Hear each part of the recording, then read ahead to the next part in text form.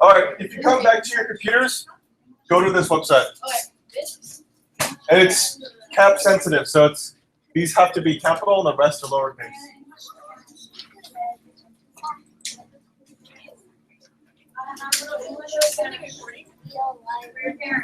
Yes, yes it is. Oh, just actually, right. Why don't you sit right there?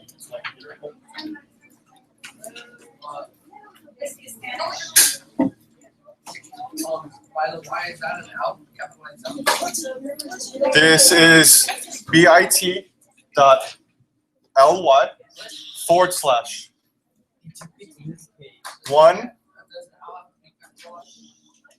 This stuff is all lowercase. This thing is a slash. This is a 1. F, capital V, O, N, A, Q.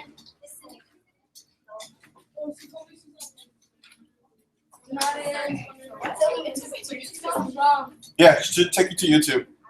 We're on YouTube. Bro, this is wrong. It's not working. What? Somebody's on YouTube. It's not working. What? Which one is this? So the F has to be capital, and the V has to be capital.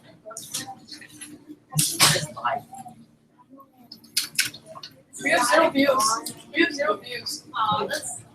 And 3 subscribers. I used to get good with the money. Oh, there we go. The years.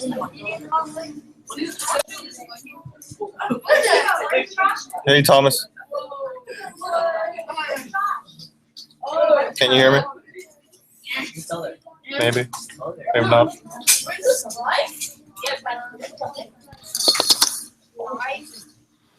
There we go. I can hear you now. Ah, there we go. Can you hear me? Cool. Yes, I can hear you. Okay, awesome. So I'm trying to get everyone logged onto YouTube so they can watch the stream. So give me one moment, okay? Okay.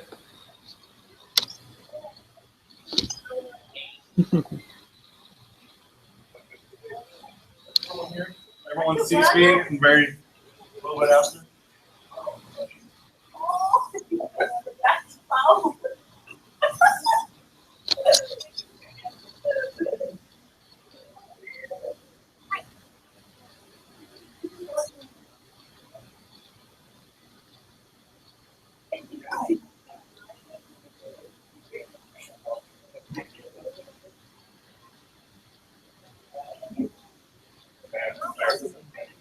Is everyone there? Who's not there? Not there yet?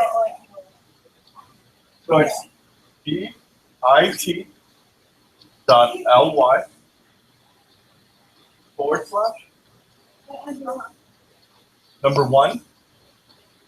capital F capital V O N A Q.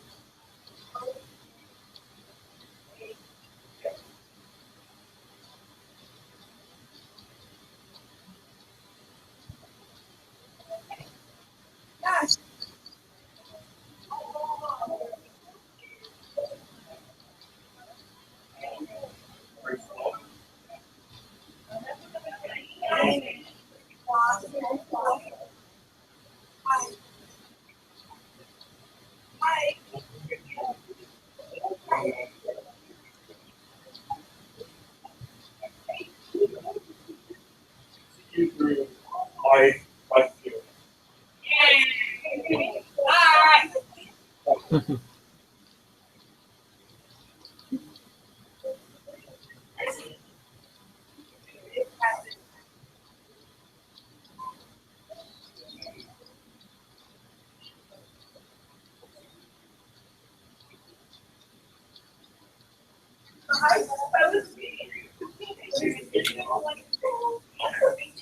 My view of justice.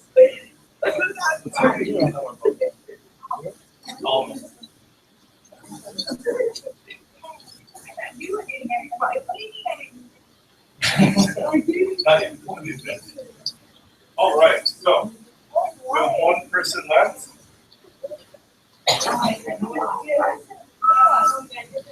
So I'm going to show you around the room real quick, Tom. Okay. So everyone, say hello to Thomas. Hello, everybody. Hi. Hi from San Diego. So today we're going to talk to Thomas. He works at a video game company, and I know a lot of you like video games. So go ahead and introduce yourself, Thomas. Hey, I'm Thomas Silloway. I actually work at Psyonix. I'm the project lead there, which means I kind of like run the game and like producing it for Rocket League. Have any of you guys heard of Rocket League? Couple people. Couple people? Cool. Yeah, so it's a game where you play soccer but with cars, and your cars can like jump and flip and fly across the map. It's really, really fun. So that's my intro. That's what do you your guys? intro. Yep. What are you learning about? HTML. We're learning how to make a website. Oh, very nice. That'll come in handy. So what all do you want me to talk about? Any questions for him? Okay, so I've got a suggestion. Why is learning how to code important? Did you hear her? No, could you repeat it? Yeah, she asked, why is learning how to code important? Oh, okay. It's very important. I would say, let's see. You know, it's really good for developing your critical thinking, which it actually applies to every area of your life. If you can solve the problems of how to code software and do programming, you can do just about anything. Being able to talk about things in a technical way is going to be really useful, especially going into the future. When you guys grow up, everything is going to be all about computers and all about technology, even more so than it is today. So yeah, it's really a really good skill to have, and it's actually very valuable as you grow up and start looking into going to college and getting a job.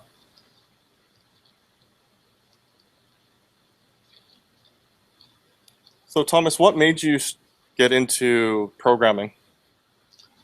Let's see. Well, I actually found myself in a position like all of you there in your class in middle school and high school. I just loved playing video games, playing computer games, and I was pretty good at math and science. So it seemed like a pretty good place for me to go into college and like get a degree in computer science, which is where your skills that you're learning now could transfer to. You guys actually have a really good head start learning how to do HTML and building websites right now at the age that you're at. You're like, by the time you get to be as old as me, you guys are going to be light years ahead of where I am. So,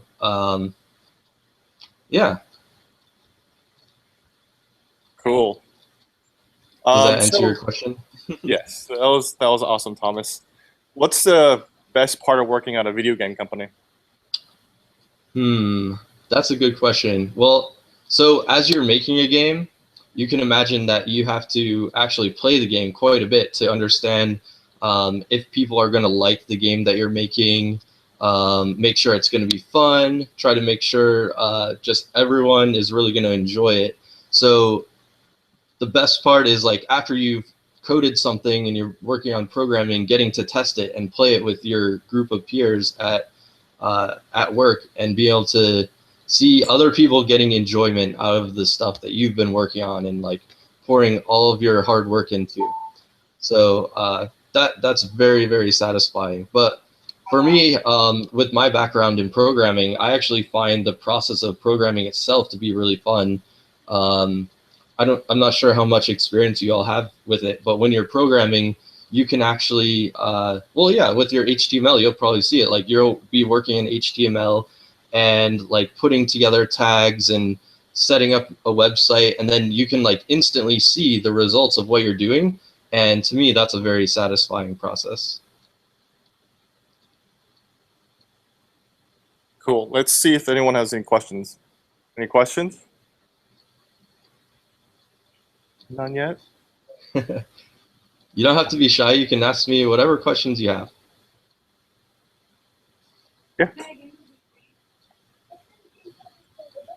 The question is, what kind of games have you created? Okay, so I helped work on Rocket League. I've been working on that for the last couple years. So that's a game for PlayStation 4 and PC. And I've helped work on a game called Arc Squadron, which was for like iPhones and Android phones and iPad and Android tablets as well. I've worked on a number of other titles for PS3 and Xbox 360. Worked on a couple of demos for the Unreal Engine, and yeah, just a whole bunch of things, mostly console games, which I'm sure some of you are familiar with, and PC games.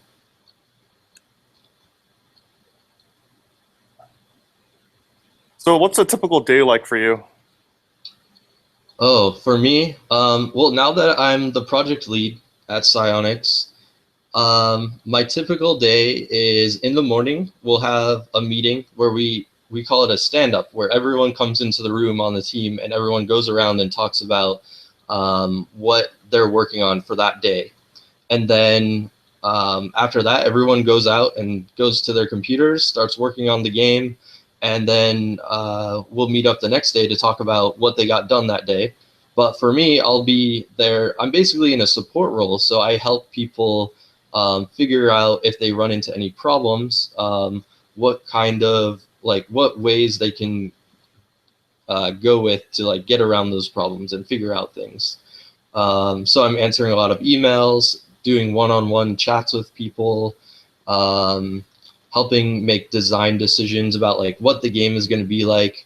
For instance, in Rocket League, like how hard should the car be able to hit the ball and make it fly across the map, or what kind of different like side game mode should we have? How should you be able to like connect with other people online and like use matchmaking and stuff like that? So it's a lot of working with people and helping managing people. But before, when I was doing programming, I was in the other group where we would talk about what we were doing for that day. Then I would go back to my desk. I would have like a set of things that I wanted to get done, and I would just be programming. Every once in a while, I would compile my code and I would get to test it out. So I'm spending a decent amount of my time each day, like actually playing games, which I don't know about you guys, but that sounds really fun to me.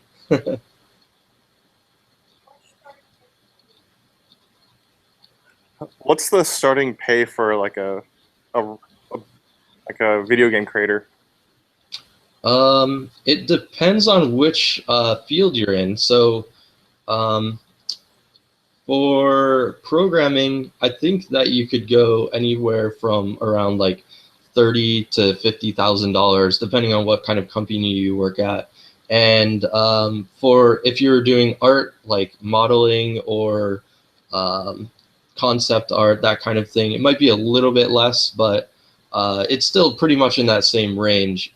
The pay definitely depends on what type of company you start at. So for me, I started at a startup company where we didn't have very much money at the beginning, and so we took lower salaries, but with the hope that the investment that we're putting in will pay off in the future.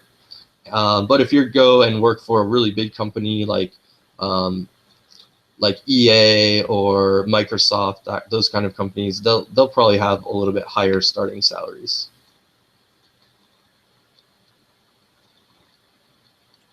Hey Thomas, when you started out, what programming language did you start out with? Oh, that's a good question. So in college, I actually kind of had a late start to programming. I only started learning how to code in college. So that's why I was telling you all that you have a really good head start on me.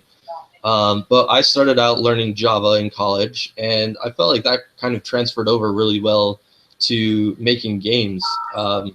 We work mostly with the Unreal Engine. You guys can actually, you can go online and download the Unreal Engine right now for free, and you could start making games on your own if you want to. So if you do that, it's mostly in C++, which is a little bit trickier, but it's not impossible. And I think any of you all there in your class, like you guys could just go home and download it maybe on your computers at home and get started like making games, even right now. Like you guys are almost certainly smart enough to do it at your age. I'm gonna go out to the audience again. Any questions? No?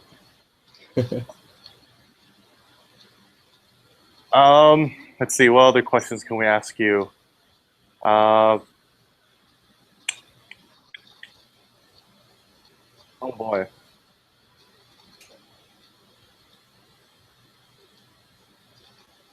Anything you have to comment on, Thomas? I'm trying to think of other questions. I think you covered a lot of it. Yeah, I mean working in the game industry, you know, it's pretty fun. It's a good job to have, but it's still a job at the end of the day. It's a lot of hard work, and the stuff that you're doing at school there now is really going to pay off for getting you prepared for having a job. So I would say my advice to you would just be work really hard in the classes that you have with the opportunities you have. James is a really good teacher, so make sure to pay attention to him and learn as much as you can while you have these good resources there.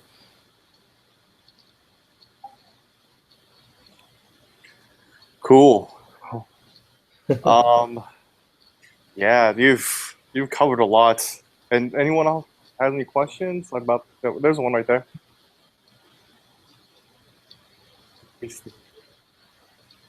Go ahead.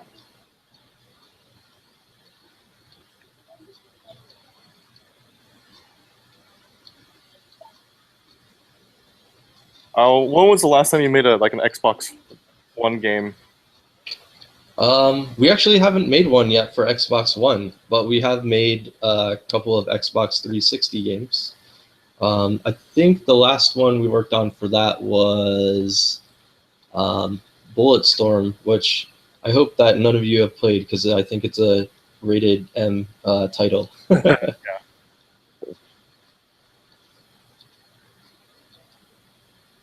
A couple of you have played Rocket League, right?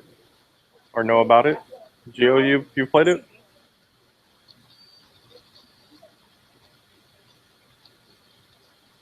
Any other questions for Thomas?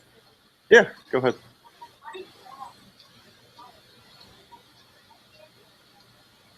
So the question was, how did you get into programming, like in the sense of like how you started out in college? Like what classes? Oh, okay. Or what drove you to it? Like, was it a club or a class that really inspired you? Oh, yeah. I actually started out doing aerospace engineering in college. That's what I thought I wanted to do, like going in the career path of designing and building airplanes and spaceships for like NASA or Boeing or something. I thought that would be really, really cool and interesting. But it turns out part of that those college courses, you actually have to take a programming class for. And when I took that programming class, it was for a language called Fortran, which is a really old language. Oh, Jesus. Yeah. Yeah.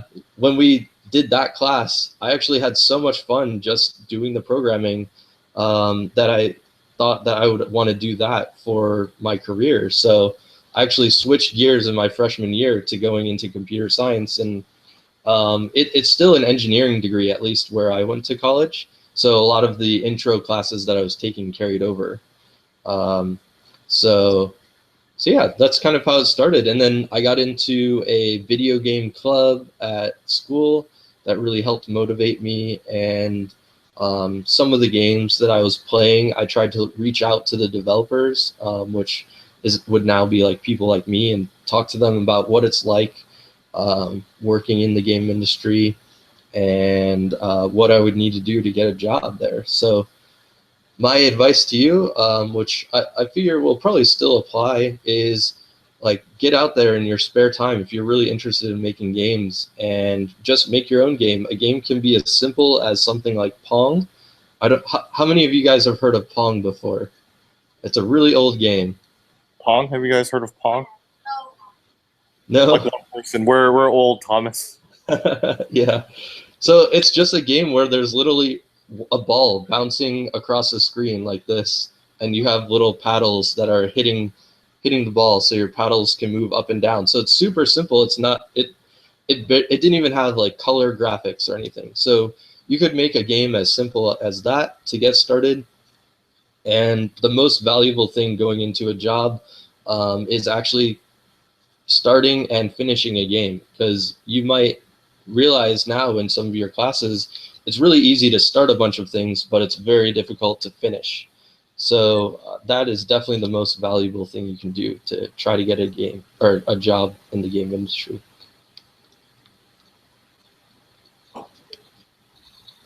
Cool. Any other question? That was a really good question. Do you have any like last wise words for everyone, Thomas? Let's see. I guess just, yeah, like I was saying before, do your best in school, in these classes. Really take advantage of the opportunities that you have, because once you're out of school, you might not necessarily have those opportunities anymore. So like I was saying, listen to James. He's a really good guy. He knows what he's doing. And do as good as you can while you're in school, you know? Cool. Well, thank you, Thomas. Let's say thank you to Thomas, everyone. You're welcome. It was nice seeing all of you. I hope you're making really cool web pages. Oh, once we're done, we'll show them off to you. All right, sounds good. All right, Thomas. Well, thank you very much for joining us today and telling everyone about your experience. It was really cool. You're welcome. It was nice talking to you. I'll talk to you later. All right. I'll see you this weekend. Bye. Bye, Thomas.